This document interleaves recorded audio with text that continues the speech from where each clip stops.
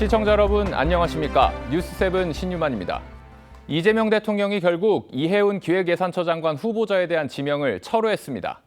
그동안 이 후보자에 대한 많은 의혹에도 불구하고 이 대통령은 당사자의 소명을 들어봐야 한다는 입장을 유지해왔는데 청문회 종료 이틀 만에 지명 철회라는 결론을 내린 겁니다.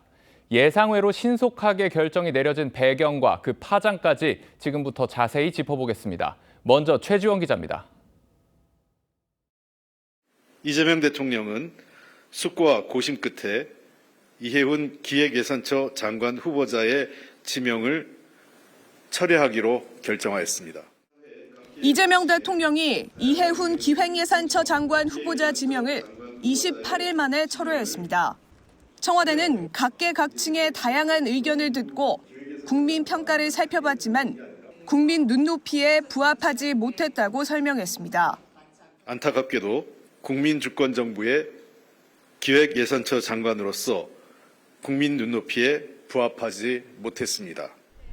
이재명 정부에서 지명을 철회한 건 이진숙 교육부 장관 후보자에 이어 이번이 두 번째입니다. 이 대통령은 이해훈 후보자에 대한 청문회 이틀 만에 철회를 결정했는데 청와대 고위 관계자는 당초 26일 국회 인사청문 보고서 채택 여부를 지켜본 뒤 판단하려 했으나 이 대통령이 빨리 하는 게 낫지 않겠냐고 했다고 전했습니다. 야당은 물론 여당도 임명을 반대하는 상황에서 시간을 끌 경우 임명 강행 의지로 잘못 비칠 수 있다는 판단이 작용한 걸로 보입니다. 잦은 사퇴가 아닌 지명 철회 방식을 택한 데 대해선 보수 인사를 모셔온 이 대통령이 인사권자로서 책임을 다하는 거라고 설명했습니다. 이 후보자의 결정적 낙마 사유에 대해선 구체적 설명을 하진 않았습니다. 청와대는 통합 인선을 위한 숙고와 노력은 계속될 거라고 설명했지만 현재 여권과 야당 관계 등을 고려하면 당장은 추가 등용이 어려울 거란 관측도 나옵니다. TV조선 최주원입니다. 이재명 대통령은 통합을 명분으로 반대당 출신인 이 후보자를 깜짝 발탁했습니다. 하지만 이 후보자는 지명 직후부터 각종 의혹에 휩싸였죠. 그중에서도 보좌진 갑질 논란과 소위 로또 아파트 부정청약 의혹 등이 국민적인 공분을 사면서 지명 철회의 결정적인 계기가 된 걸로 보입니다. 이어서 장윤정 기자입니다. 지난해 12월 말 이재명 대통령은 초대 기획예산처 장관에 이해훈 후보자를 지명했습니다. 대통합과 탕평을 강조한 인사였습니다. 통합이라는 부분하고 실용인사라는 두 축이 있었습니다. 이런 어떤 인사 원칙을 이번에도 지켰다라고 볼 수가 있습니다. 하지만 지명 직후 과거 의원실에서 인턴으로 근무했던 보좌진을 상대로 한 막말 녹취가 공개되면서 상황은 급반전됐습니다. 유난 들어간 거냐니까. 야! 내가 정말 널 죽였으면 좋겠다. 입이라고 그렇게 터졌다고 그냥 막 네 맘대로 그러고 떠져?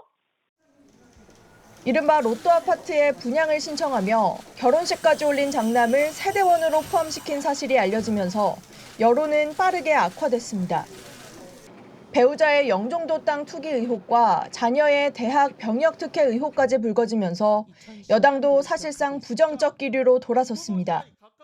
미혼으로 처리했는데 결과적으로 그것 때문에 당첨됐다면 미안하다, 사죄한다, 의도한 바가 아니다. 이렇게 얘기해도 국민이 납득할까 말까인데. 의원님, 그때는 정말 혼인은 깨어졌다고 생각할 수밖에 없는 상황입니다. 배우자와 자녀들이 높은 금리의 대부업 회사채에 투자하는 것에 대해서 묵인 또는 방관했다는 걸 보이는데 작은 정당의 당대표는 잘 시간도 없습니다. 그런 상황이라 가족들이 무슨 일을 하는지 제가 몰랐습니다. 오늘 지명 철회로 이 대통령의 첫 통합 인선은 실패로 귀결됐습니다. TV조선 장윤정입니다. 그동안 이 후보자에 대해 부정적 기류 속에서도 말을 아껴왔던 민주당은 일제히 환영 입장을 냈습니다. 국민의힘은 필연적 결과라면서도 인사검증 실패에 대해 이 대통령이 직접 사과해야 한다고 날을 세웠습니다. 정치권 반응은 고승현 기자가 보도합니다. 이해훈 후보자 지명 철회 결정에 민주당은 국민 눈높이를 고려한 결과라고 반응했습니다. 제기된 의혹이 국민께서 납득하실 수준으로 소명되지 못했고 국민의 걱정을 불식시키지 못했습니다. 그러면서 결국은 국민통합도 국민 정서와 함께 가야 한다며 대통령의 뜻을 존중한다고 했습니다. 그동안 말을 아껴왔던 여당 의원들은 쓴소리도 쏟아냈습니다. 국회 재정경제위 소속 김한규 의원은 통합을 위한 대통령의 의지에도 불구하고 국민 눈높이에 맞지 않는 후보자를 임명할 수는 없었다고 했고, 오기영 의원은 청약 과정이나 재산신고 누락 등 충분한 해명이 되지 않았다고 말했습니다. 국민의힘은 청문회에서 후보자의 의혹들이 전혀 해소가 안 됐다며 만시지탄이라고 했습니다. 너무나도 당연하고 상식적인 결과라고 보여집니다. 거짓과 위선 그리고 탐욕과 반칙으로 점철된 인생을 살아온 이런 것들이 적나라하게 많이 드러났고, 송원석 원내대표는 명백한 인사 참사라며 결단을 빨리 내리지 못한 대통령의 우유부단함은 국정 운영의 부담으로 돌아오고 있다고 비판했습니다. 국회 재경위 야당 간사인 박수영 의원은 보수에서 넘어갔다고 자진 사퇴 기회도 안 주냐며 따져 물었습니다. 그러면서 검증 책임은 이 대통령에게 있다며 국민 앞에 석고 대죄하라고 촉구했습니다. TV조선 고승현입니다. 이 후보자 지명은 철회됐지만 청문회 과정에서 제기된 각종 의혹들은 수사 대상으로 남았습니다. 지명 철회 직전 제기된 장남의 연세대 특혜 입학 의혹에 대해서도 논란이 이어질 전망인데, 과거 이 후보자 장남은 부친의 연세대 교무부처장 재직 당시 사회기여자 전형으로 입학을 해서 아빠 찬스를 쓴 게 아니냐는 의혹이 불거졌습니다. 교육부는 이 전형 자체가 대입 규정을 위반했다고 판단했습니다. 유동근 기자가 취재했습니다. 이해운 기획예산처 장관 후보자의 장남은 2010학년도 연세대학교 사회기여자 전형 중 국위선양자 부문에 지원해 합격했습니다. 이 후보자의 시아버지인 김태호 전 내무장관이 받았던 청조 근조 훈장 덕분에 지원 자격이 있었다는 건데 인사청문회에서 문제가 됐습니다. 할아버지가 훈장 받았던 게 우리나라의 국위를 선양했습니까? 제가 만드는 규정이 아니고 학교가 만든 규정입니다. 이 전형은 과거 2011년 국정감사에서도 김영삼 전 대통령의 손자가 이 후보자 장남과 같은 해 같은 전형으로 지원해 합격한 사실이 드러나면서 논란이 됐습니다. 이듬해 교육부는 해당 전형에 문제가 있다고 판단했고, 연세대는 2013학년도 입시부터 전형을 폐지했습니다. 교육부가 2012년 한국대학교육협의회를 상대로 벌인 종합감사 결과에 따르면 본인의 공적과 직접 관련이 없는 조부의 훈장 등 영전 수여 사항을 입학 전형 자격 기준으로 정했다며 대입 전형 위반 사례 중 하나로 꼽았습니다. 그런데 이 후보자 장남과 김 전 대통령 손자가 연세대에 입학했을 당시 교무부처장은 이 후보자의 남편인 김영세 교수였습니다. 유력한 정치인의 후손이라는 배경에 더해 보직 교수의 입김이 작용한 특혜 입학 아니었냐는 지적이 제기됩니다. TV조선 유동근입니다.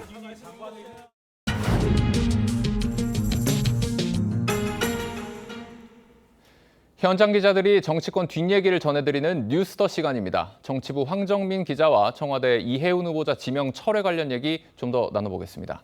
황 기자, 이재명 대통령이 결국에 이해운 후보자를 낙마를 시켰는데 결정적인 이유는 뭐라고 봐야 합니까? 네, 이 대통령은 그동안 청문회 기회는 줘야 한다 이렇게 강조를 해왔는데요.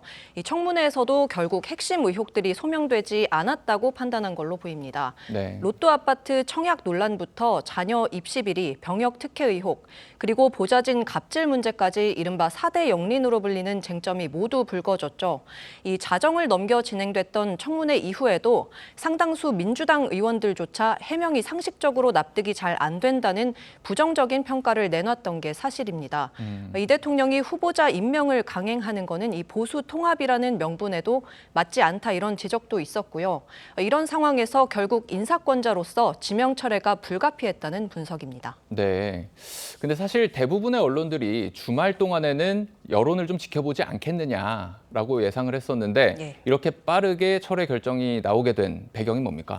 네, 오늘 오전까지도 민주당 일각에서는 이 대통령이 임명을 강행할 가능성 남아있다 이런 전망이 있었습니다. 네. 하지만 이 경우에는 중도층 민심 이탈과 또 여권의 지지율 하락으로 이어질 수 있다는 우려가 있었던 것도 사실이죠. 특히 조국 사태를 연상시키는 각종 특혜 의혹이 두고두고 여권의 악재가 될 수 있다, 이런 전망도 적지 않았는데요. 또 무엇보다 국민 정서가 민감하게 반응하는 로또 아파트 청약 논란은 여당에서도 좀 심각하게 보는 지점이었습니다.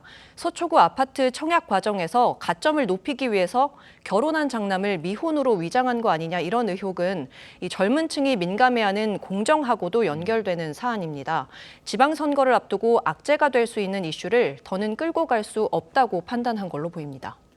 기획예산처는 당분간 수장 공백 상황이 불가피하게 됐습니다.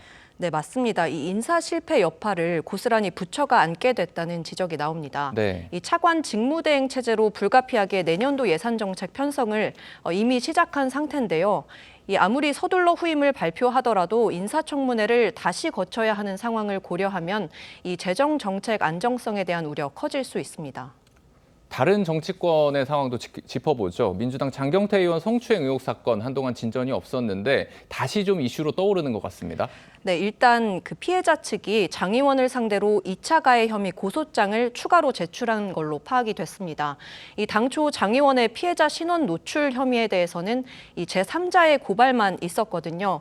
그런데 지난주 피해자 측이 별도의 고소장을 낸 겁니다. 이에 따라 경찰이 장 의원을 조만간 추가 조사에 나설 가능성도 있습니다.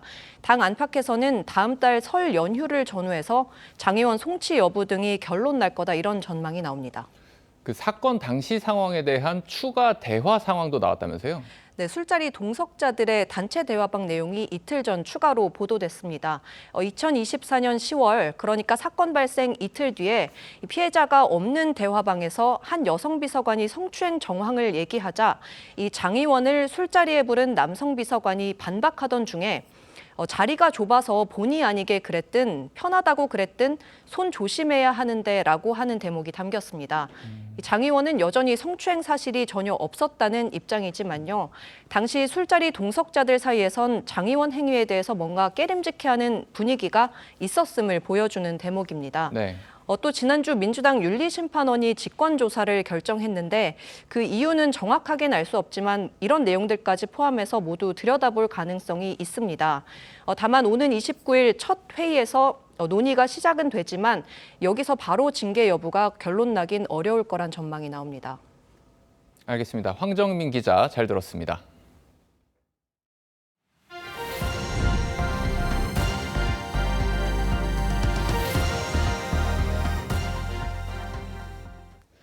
베트남 출장 중 건강이 악화된 이해찬 민주평통 수석 부의장이 별세했습니다. 1세대 운동권 출신으로 진보 진영의 정신적 지주로 꼽히는 고인은 이재명 대통령의 멘토 역할을 하는 등 핵심 전략가로 통했습니다. 조윤정 기자가 보도합니다. 이해찬 민주평통 수석 부의장이 베트남 현지 시각으로 오후 2시 48분 별세했습니다. 향년 73세입니다. 지난 22일 업무를 위해 베트남을 찾은 이 수석 부의장은 갑자기 호흡이 약해지는 증상이 나타나 현지 병원 응급실로 이송됐지만 결국 의식을 되찾지 못했습니다. 대통령 정무특별보좌관인 조정식 의원이 현지에 파견돼 국내 이송 방안을 논의하던 중이었습니다. 현지에서는 아마 또 추가적인 의료적 행위를 하기가 여건이 좀 여의치 않아서 이제 긴급 그 이송을 좀 해야 될 상황으로 좀 저는 들었습니다. 민주당은 민주주의의 산증인인 고인의 별세에 깊은 애도를 표한다는 입장을 냈습니다. 조국혁신당은 고인이 평생 보여준 민주주의에 대한 소신과 정치적 단결, 평화에 대한 메시지를 다시 되새긴다고 밝혔습니다. 이준석 개혁신당 대표도 오랜 세월 대한민국 정치 현장에서 소임을 다한 고인에게 깊은 애도를 표한다고 했습니다. 이 수석 부의장은 이재명 대통령의 멘토 역할을 하는 등 여권에서 핵심 전략가로 통했습니다. 의회 권력까지 뺏겨버리면은 앞으로 3년 동안 국민들은 거의 숨을 못 쉴 정도로 고통스러울 겁니다. 충남 청양에서 태어나 1972년 10월 유신을 계기로 학생운동에 투신해 1세대 운동권 출신으로 꼽힙니다. 1980년 김대중 내란 음모 사건으로 복역한 뒤 36살에 13대 국회에 입성해 20대 국회까지 7선 의원을 지냈습니다. 노무현 정부에선 국무총리를 지내며 책임 총리, 실세 총리로 꼽혔고 문재인 정부 땐 민주당 당대표를 지냈습니다. TV조선 조윤정입니다. 어제 미국 트럼프 행정부의 새 국방 전략이 발표됐는데 그 직후인 오늘 이걸 주도한 것으로 알려진 콜비 국방차관이 2박 3일 일정으로 방한했습니다. 미국은 새 국방 전략에서 북한 방어에 대한 한국군의 책임 확대를 강조했는데 미국이 한반도를 비롯한 동북아 군사 지형을 어떻게 새로 짜려는 건지 이채영 기자가 알아봤습니다. 엘브리지 콜비 미국 국방부 정책 담당 차관이 오늘 오후 오산 기지를 통해 입국했습니다. 2박 3일 방한 기간 위성락 청와대 국가안보실장 등과 만날 예정입니다. 방한 직전 공개된 미국의 새 국방 전략 보고서엔 한국은 북한 억제에 주된 책임을 맡을 능력이 있다며 이는 주한미군의 태세를 바꾸려는 미국의 이익에도 맞다는 내용이 포함된 만큼 달라진 미국의 입장을 설명하는 데 집중할 것으로 보입니다. 그동안 콜비 차관은 주한미군이 북한뿐 아니라 대중국 억제 책임도 분담해야 한다고 주장해왔습니다. As kind of the steel in the spine of that coalition, that's like Japan, effectively Taiwan in my view, South Korea, Philippines, Australia. That's that front line. 미국이 대중국 견제라는 전략적 목표 달성을 위해 주한미군 역할 조정까지 검토하는 상황인 만큼 재래식 무기 방어는 한국이 주도해야 한다는 의미를 재차 강조한 걸로 해석됩니다. 동맹국의 기대치를 낮추면서 동맹 스스로가 1차 책임을 져야 된다면 명백히 받아들이게 하면 중국과 거래할 공간이 생긴다는 점. 이재명 대통령은 SNS에 세계 5위 군사력을 가진 대한민국이 스스로 방어하지 못한다는 것은 있을 수 없는 일이라고 했는데 이재명 정부의 전시작전권 전환 논의가 빨라질 가능성이 있습니다. TV조선 이채연입니다. 네, 어제 저녁 울산 태화강 억새 군락지에서 불이 났습니다. 불은 1시간 만에 꺼졌지만 축구장 5개 넓이의 억새밭이 모두 잿더미가 됐는데요. 불길이 여러 군데서 동시에 시작돼 누군가 고의로 불을 지른 게 아닌지 의심이 되고 있습니다. 이심철 기자가 보도합니다. 억새밭 곳곳에서 시뻘건 불길과 연기가 치솟습니다. 뭔가가 터진 듯 불꽃이 순식간에 몸집을 불리기도 합니다. 불이 난 것은 어제 오후 7시 20분쯤입니다. 벌겠죠. 막 불꽃이 저까지 이 다리 위를 넘어서까지 막 불꽃이 굉장했어요. 1시간 만에 축구장 5개 면적이 모두 탔습니다. 이곳은 원래 황금빛 물결로 가득해야 할 억새 군락지입니다. 하지만 화재로 억새는 사라지고 새카만 재만 남았습니다. 어머 다 탔네. 이쪽엔 바다하고 강이고 여기는 갈대밭이고 이래가지고 굉장히 좋았어요. 너무 보기 안 좋은데요, 이걸. 화재 원인은 방화가 의심됩니다. 화재 당시 연기가 수직으로 올라갈 만큼 바람이 약했고 불꽃이 군락지 곳곳에서 동시에 시작했기 때문입니다. 화재 현장 곳곳에서 버너 등 가연성 물질도 발견됐습니다. 다행히 인명피해는 없었지만 억새밭 아래에는 고압 가스관과 송유관이 지나고 있어 시민들은 가슴을 쓸어내려야 했습니다. TV조선 이심철입니다. 네, 보신 것처럼 이런 야외 화재와 함께 요즘 시민들의 목숨을 위협하는 주택 화재도 이어지고 있습니다. 일주일 가까이 이어지고 있는 한파에 난방기 사용이 많아지면서 전기 과부하로 인한 화재가 많은 건데 쪽방이나 비닐하우스 등에 거주하는 한파 취약계층 더 주의가 필요합니다. 김준석 기자가 취재했습니다. 시뻘건 불길이 비닐하우스 전체를 집어삼켰습니다. 안에서 잠을 자던 70대 남성은 화마를 피하지 못하고 목숨을 잃었습니다. 저기 뭐야? 불 다 타버렸네? 소방관한테 물어봤더니 사람이 죽었대요. 닭을 몇 마리 키워요. 겨울 되니까 그냥 물이 얼잖아. 난로를 켜놨어.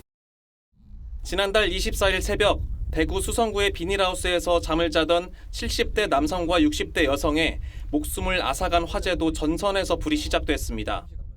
정밀 영식 결과가 나와야 되는데요. 전선에 그 단락형이 나왔어요. 지난 16일 화재로 180여 명의 이재민이 발생한 서울 구룡마을은 최근 10년간 20회 이상 불이 났고 이 가운데 상당수가 전기 요인이 원인이었습니다. 일단 난방이나 이런 것들이 되질 않으니까 전열 난방기구 사용이 늘어나면서 과열이 통계로 보면 전기로 인한 화재는 주거용 비닐하우스 화재에서 48.2%, 서울 쪽방촌에선 37.5%를 차지합니다. 전문가들은 전선 벗겨짐 등 기본 점검은 물론 최근 급증하는 배터리 화재를 막기 위한 과부하 예방에도 철저해야 한다고 강조합니다. TV조선 김준석입니다. 네, 지난 19일부터 시작된 한파의 기세, 꺾일 줄 모르고 매섭기만 합니다. 오늘 오전에는 경기와 강원, 충북, 경북 등에 한파 경보까지 내려졌는데요. 이런 날씨 속에서도 종일 밖에서 일해야 하는 근로자와 쪽방촌 주민 등 한파 취약계층에 대한 우려 나오고 있습니다. 이들이 어떤 도움을 받을 수 있을까요? 이어서 구자현 기자가 현장 취재했습니다. 포장마차 같은 천막 안에 두꺼운 외투를 입은 사람들이 모여 있습니다.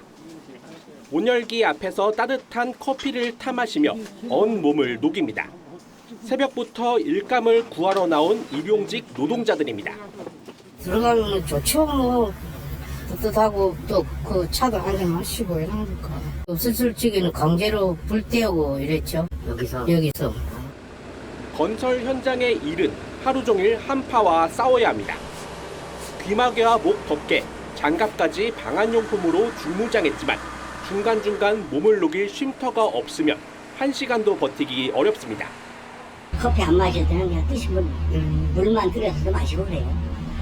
그러면은 또 밖에 가서 또 한참 또 일하고 그래요.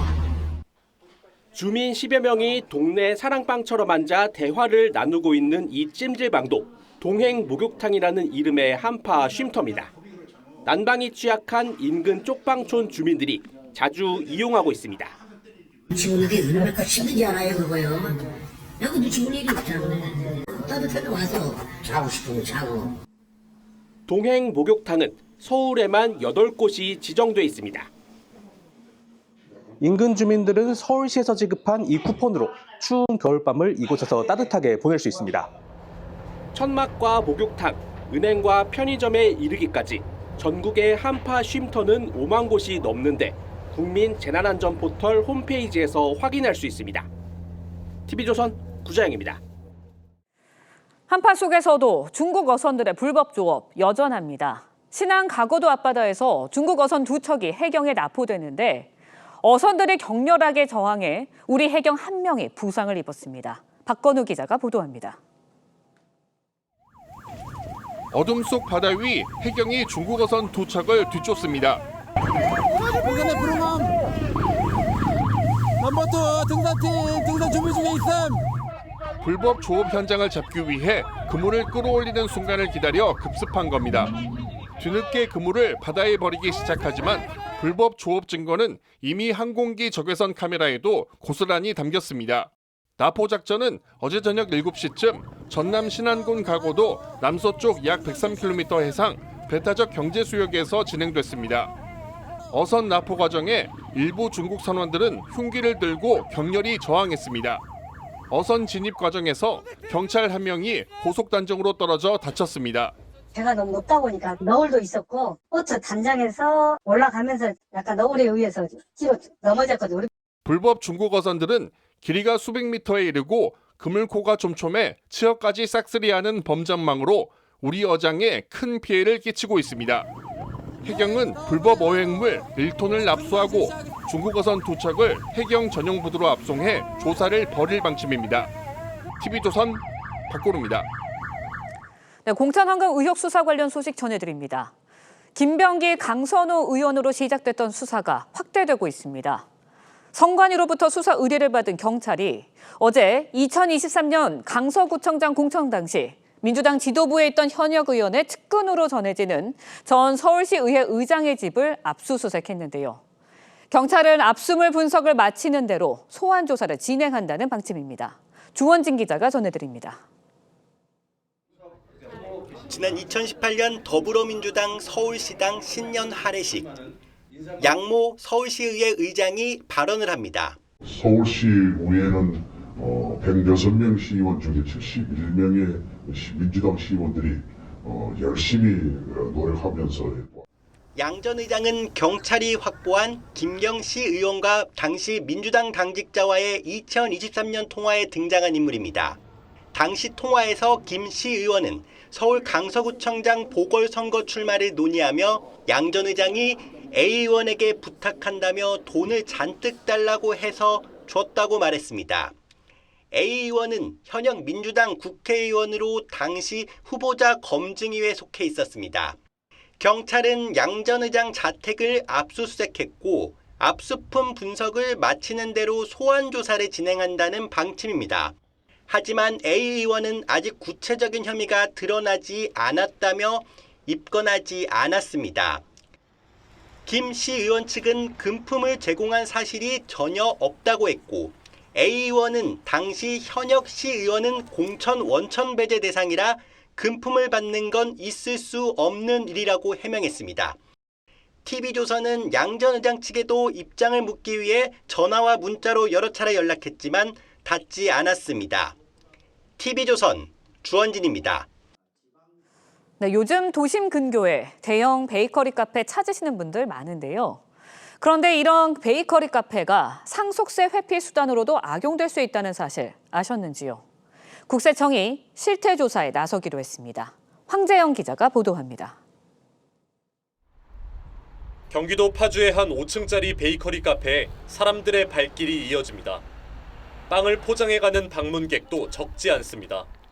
메뉴도 많고 뷰도 좋은 것 같고 아무래도 베이커리 카페를 많이 찾아다니는 것 같아요. 카페 앞 주차장에는 차들이 빽빽하게 들어서 있어 빈 공간을 찾기 어렵습니다. 100평 이상 대형 베이커리 카페는 재작년 기준 130여 개로 10년 새 5배 이상 늘었습니다. 일부에선 상속세를 피하기 위한 수단으로 악용하고 있습니다. 가업 승계를 돕기 위해 연매출 5천억 원 이하의 기업을 자녀에게 물려줄 때 상속세를 600억 원까지 면제해 주는데 커피 전문점은 빠지고 재가업은 대상에 포함된 점을 노린 겁니다.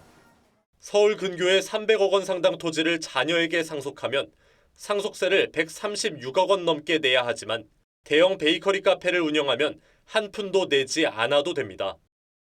실질적으로는 찻집인데 형식적으로 이제 베이커리라고 해가지고 가업 상속 공제나 가업 증여 특례가 적용된다고 하면 좀 부당한 면이 있어서 국세청은 대형 베이커리 카페를 상대로 실태 조사에 나서기로 했습니다.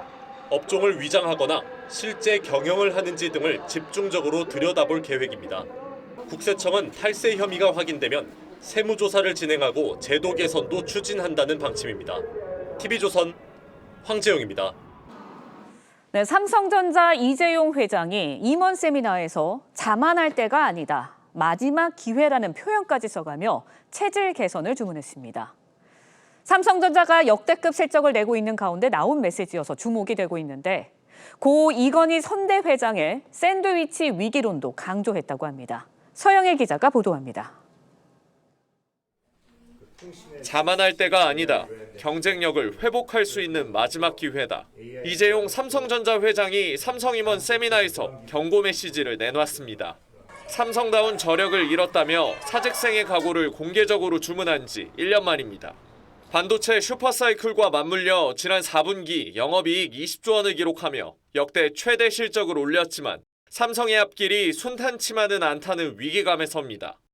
2007년 고 이건희 선대 회장이 꺼낸 샌드위치 위기론도 언급됐습니다. 미국의 관세 압박과 중국의 기술 추격 속에 미중 패권 경쟁이 갈수록 격화되는 만큼 초격차 경쟁력 회복을 강조했다는 해석입니다. 삼성은 이건희 선대 회장 때부터 이 같은 위기 경영으로 변화와 혁신을 내걸고 성장해왔습니다. 바꾸려면 철저히 바꿔. 극단적으로 얘기해. 농담이 아니야. 마누라 자식 빼는 건 다 바꿔봐. 적절한 발언이었다 봅니다. 지금 실적이 좋아진 거는 2년 전의 경쟁력 위기라든지 이런 부분이 다 해소돼서 좋아진 건 아니거든요. 이 회장은 인공지능 중심 경영과 우수인재 확보 등을 혁신의 주요 과제로 꼽았는데 이를 통해 삼성이 제도약에 나설 수 있을지 시험대에 올랐습니다. TV조선 서영일입니다. 네, 요즘 신학기를 앞두고 부모님들 고민 많다고 합니다. 자녀들에게 사줄 노트북이나 태블릿 PC 같은 전자제품의 가격이 깜짝 놀랄 만큼 올랐기 때문인데요. 왜 이런 건지 산업부 박상현 기자와 따져보도록 하겠습니다. 네, 박 기자, 먼저 전자제품의 가격 얼마나 오른 겁니까? 네, 요즘 용산 전자상가의 노트북 판매점을 가보면 가격 표시 대신 가격 문의라고 써 있습니다. 이 서로 할인을 많이 하다고 경쟁을 했던 과거에는 좀 상상도 할 수 없었던 풍경인데요. 이렇게밖에 할 수 없는 건 노트북 가격이 하루가 다르게 오르기 때문입니다. 이 대기업 신제품만 봐도 가격 상승을 체감할 수 있습니다. 올해 새로 나온 LG 노트북은 지난해 동급 사양에 비해서 50만 원이 올랐고 삼성도 비슷한 사양의 노트북이 70만 원이 비싸져서 300만 원을 넘어섰습니다. 네, 스마트폰이나 태블릿 PC 같은 다른 전자제품도 가격이 많이 올랐다는 게 체감될 정도인데 결국은 이제 메모리 반도체 가격 상승 때문이라고요. 네, 바로 그 부분입니다.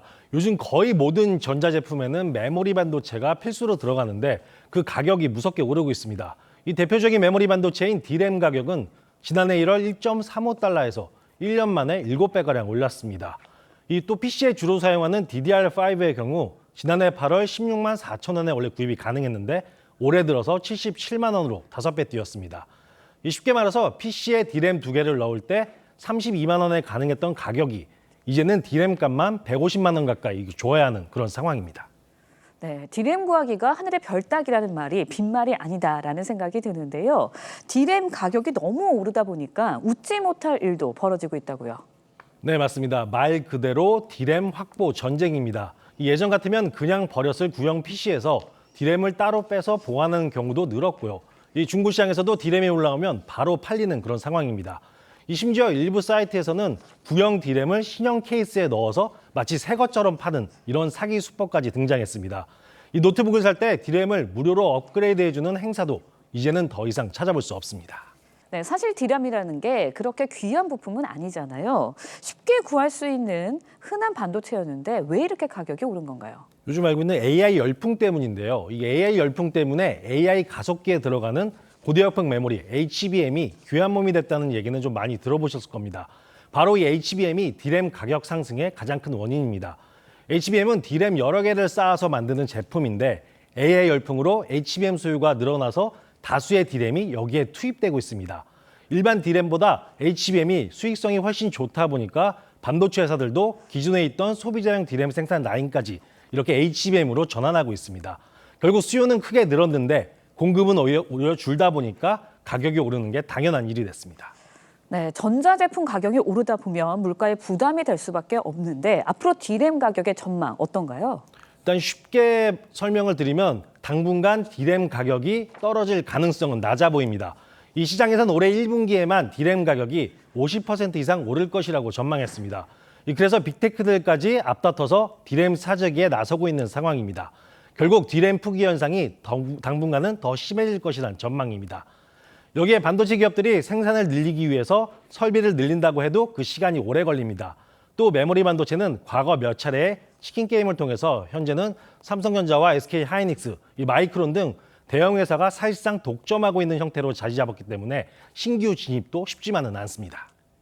네, 결국 AI의 발전이 우리 일상에도 이런 식으로 많은 영향을 줄 수 있구나라는 생각이 듭니다. 박 기자 잘 들었습니다.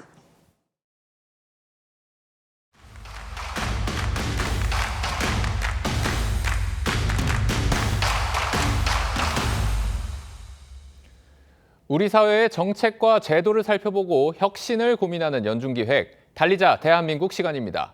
오늘은 인공지능 AI 시대를 맞아서 재조명되고 있는 블루칼라 직종을 살펴봅니다. AI가 쉽게 대체하지 못할 거란 기대감에 최근 들어서 기술직에 뛰어드는 청년들이 늘고 있습니다. 직업에 대한 우리의 인식 또한 변할 때라는 지적이 나옵니다. 박재훈 기자가 취재했습니다. 쇳덩이에 용접건을 대니 섭씨 4,000도가 넘는 불꽃이 일며 불티가 사방팔방 튑니다. 용접을 하는 33살 송필근 씨는 작년까지만 해도 식품회사 사무 직원이었습니다. 저희 일자리도 혹시 바뀔 수 있지 않을까. 사람의 손기술이나 이런 노하우가 필요한 이런 용접 기술 같은 거에 되게 관심을 많이 갖게 됐습니다. 목재를 매끈하게 깎는 작업이 한창입니다. 홍지수 씨는 부동산학과 졸업 후 목수 일을 배우고 있습니다. 블루칼라는 AI 시대에도 없어지는 직업이 아니라 실제 결과를 만들어내는 그런 핵심적인 역할을 한다고 생각합니다.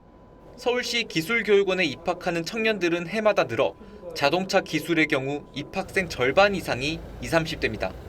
물류창고나 항만에서 무거운 짐을 운반할 때 쓰는 지게차입니다.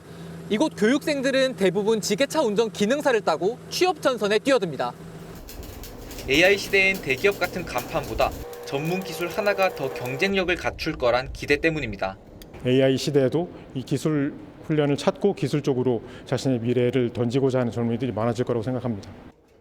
블루칼라에 대한 20, 30대의 인식도 긍정적인 것으로 나타났습니다.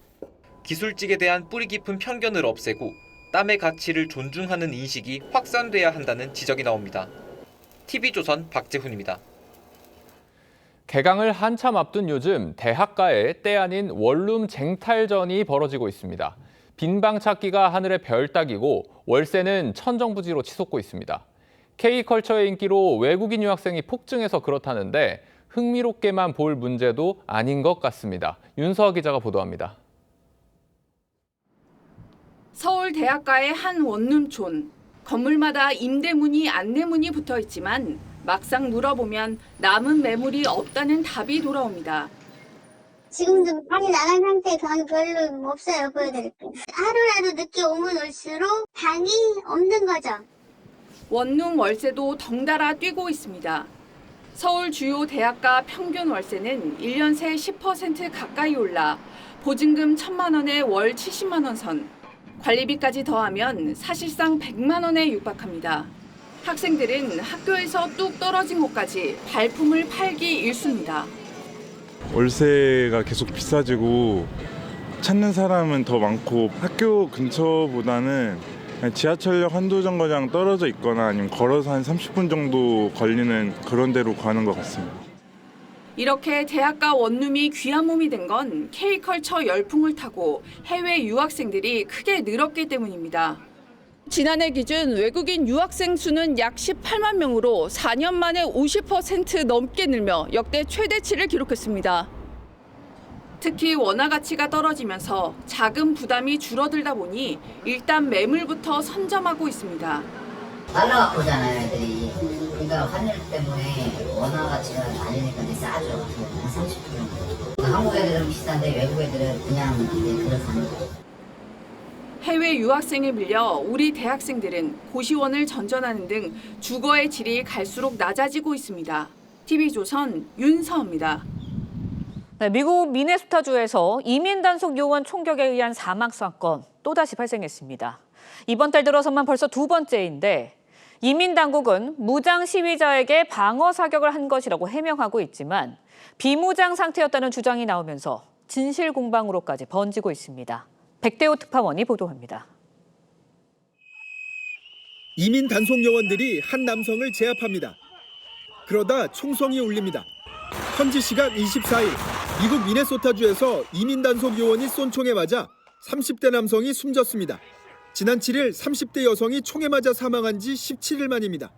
미 국토안보부는 이민 단속 요원을 향해 한 남성이 반자동 권총을 들고 접근해 방어 차원에서 한 대응이었다고 설명했습니다.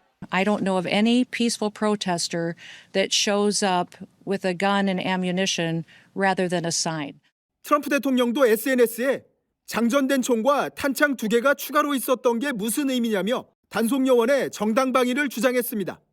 하지만 CNN은 단속 요원이 총격 직전 이 남성의 총기를 제거했다며 사실상 비무장 상태인 남성에게 총격을 가했다고 보도했습니다. Federal government cannot be trusted to lead this investigation. The state will handle it. 특히 이 남성은 참전 용사들을 돌보는 중환자실 간호사로 확인됐고 다른 여성 시위자를 보호하려다 총에 맞은 것으로 알려지면서 시위대의 분노는 더욱 확산하고 있습니다. 연방요원 총격에 의한 두 번째 사망자가 발생했지만 이민 정책에 대한 트럼프 행정부의 의지는 여전히 강합니다. 무차별 이민 정책에 대한 항의 시위가 한층 격화할 가능성이 커지고 있습니다. 미국 워싱턴 DC에서 TV조선 백대호입니다. 네, 미국 대부분 지역에 눈 폭풍과 혹한이 예보됐습니다.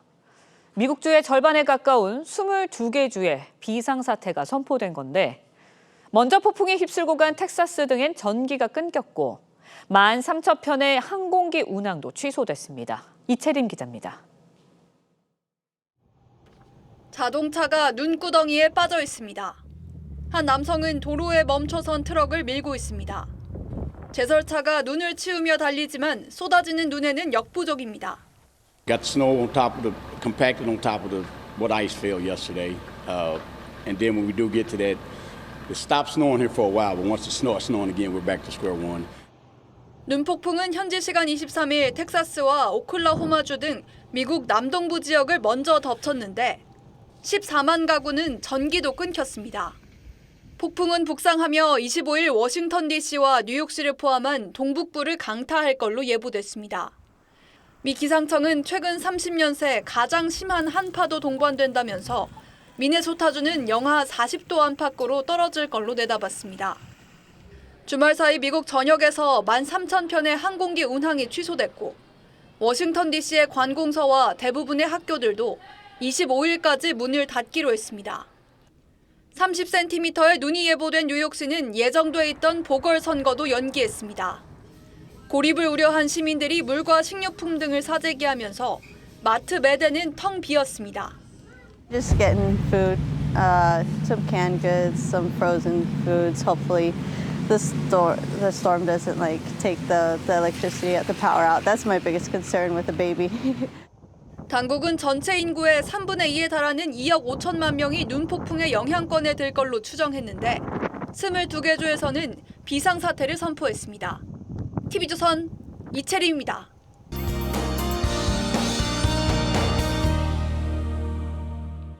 지난 한 주 강추위가 전국을 강타하면서 동막해수욕장의 갯벌도 꽁꽁 얼어버렸습니다. 1월의 마지막 주도 강한 한파가 이어질 텐데요. 매서운 추위 속에 중부지방과 경북에는 한파특보가 이어지고 있습니다.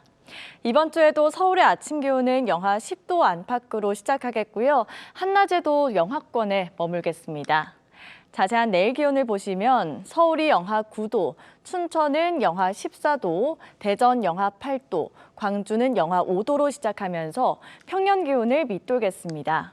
한낮에는 서울이 0도, 대전은 2도, 부산은 7도가 예상됩니다. 대기가 날로 메마르면서 동쪽 지역과 일부 수도권에도 건조특보가 내려졌습니다. 내일은 전국적으로 바람도 강하게 불어서 불조심하셔야겠습니다.